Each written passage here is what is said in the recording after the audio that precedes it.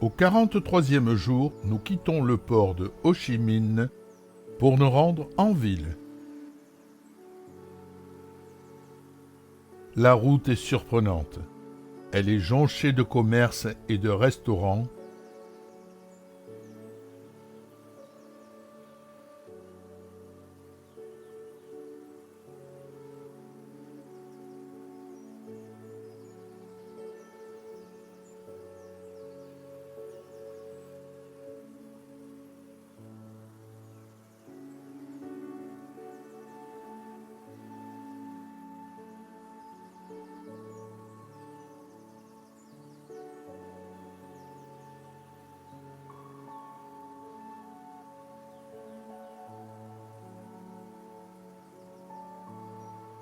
Warreman Museum était connu comme le musée des crimes de guerre chinois et américains. Mais je crois que tout le monde a envie d'oublier et de passer à autre chose. Alors tournons la page et voyons le musée avec un œil d'aujourd'hui.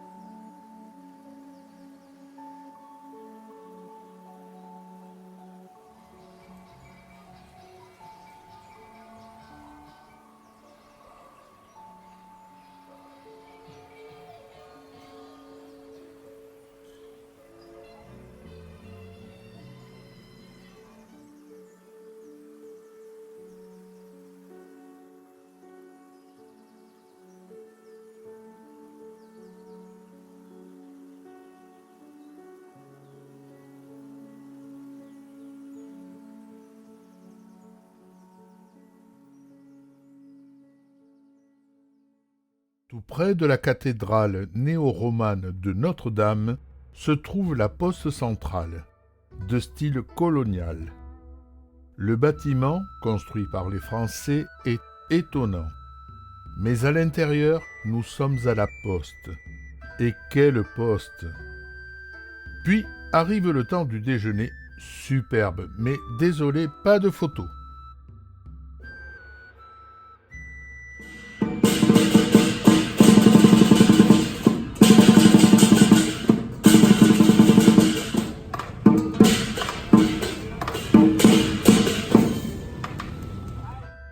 La pagode de Jack Lam, le plus vieux temple bouddhiste de Ho Chi Minh, juste devant un jardin où trône l'arbre de la Bodhi,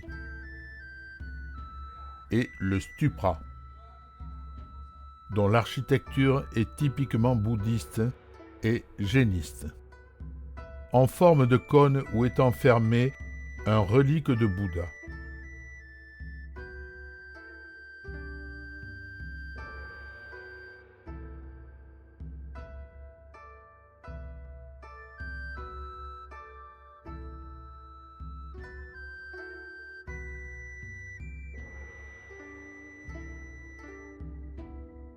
La célèbre pagode chinoise du XVIIIe siècle est un véritable temple et porte le nom de la déesse chinoise de la mer, Tian Hao.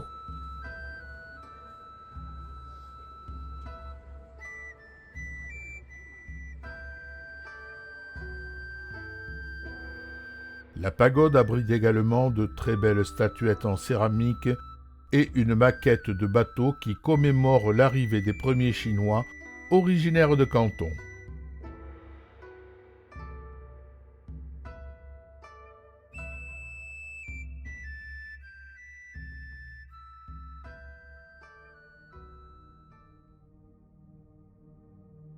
Une des curiosités de Saïgon est le réseau électrique.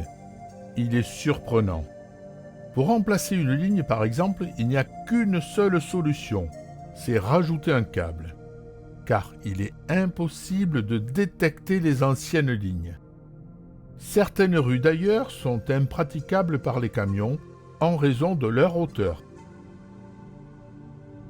Notre tour continuera ensuite avec une visite panoramique du quartier chinois de Chinatown, situé à l'ouest du centre-ville.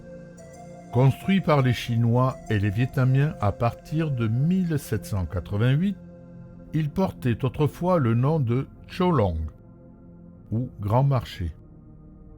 C'est la zone la plus bondée et intéressante de Ho Chi Minh. Tant pour ses habitants qui y trouvent tout le nécessaire pour le quotidien, que les touristes qui n'ont rien à acheter.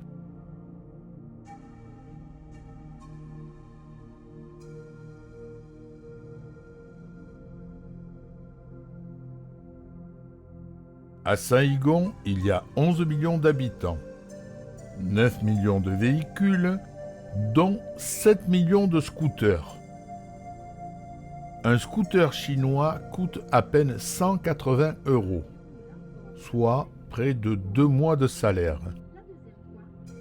Mais il y a beaucoup d'accidents et environ 900 000 morts par an.